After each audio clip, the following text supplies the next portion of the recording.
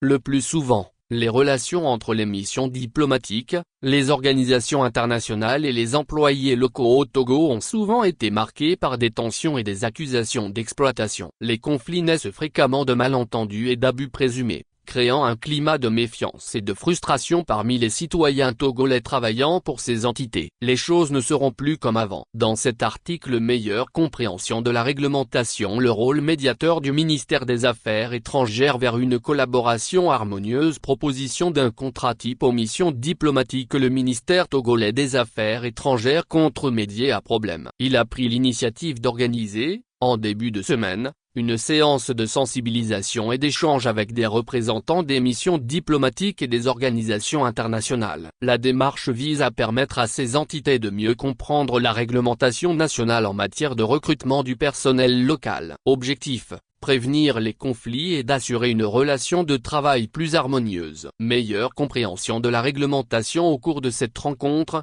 plusieurs thématiques cruciales ont été abordées. Les discussions ont notamment porté sur la réglementation relative au recrutement du personnel local, telle que définie par le Code du travail togolais. Les participants ont également exploré le régime de protection sociale des employés locaux, ainsi que les procédures juridictionnelles de règlement des différends entre employeurs et employés. L'objectif était de couvrir l'ensemble des aspects réglementaires afin de prévenir les litiges et d'instaurer un climat de collaboration constructive. C'est tout le spectre du champ de la réglementation en matière de recrutement du personnel local que la présente rencontre ambitionne d'aborder dans un esprit d'échange, afin qu'à terme, des orientations et recommandations constructives permettent de prévenir au mieux les litiges ou, à tout le moins, d'instaurer un climat de franche collaboration dans le cadre de la résolution des différends qui surviennent, a déclaré Afo Salifou, secrétaire général du ministère. Le rôle médiateur du ministère des Affaires étrangères. Le secrétaire général a également expliqué que le ministère joue un rôle de médiateur lorsqu'il est saisi des plaintes. Le ministère facilite le dialogue entre les parties au litige et s'implique activement dans la recherche de solutions, a-t-il précisé. Cependant, il a également reconnu les défis auxquels le ministère est confronté, notamment la réticence de certaines ambassades, consulats et organisations internationales à coopérer pleinement.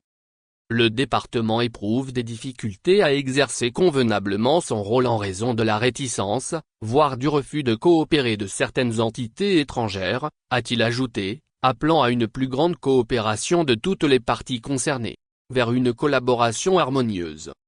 L'initiative du ministère des Affaires étrangères s'inscrit dans une démarche proactive visant à prévenir les conflits potentiels et à créer un environnement de travail harmonieux entre les missions diplomatiques, les organisations internationales et leurs employés locaux.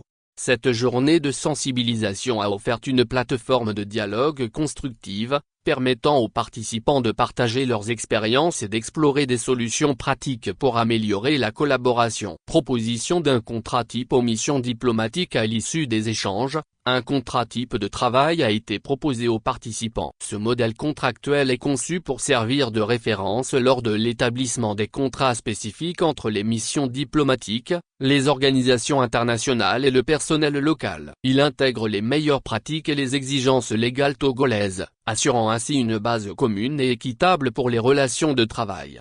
Cette démarche proactive vise à garantir une collaboration bénéfique et durable entre les employeurs étrangers et leurs employés locaux.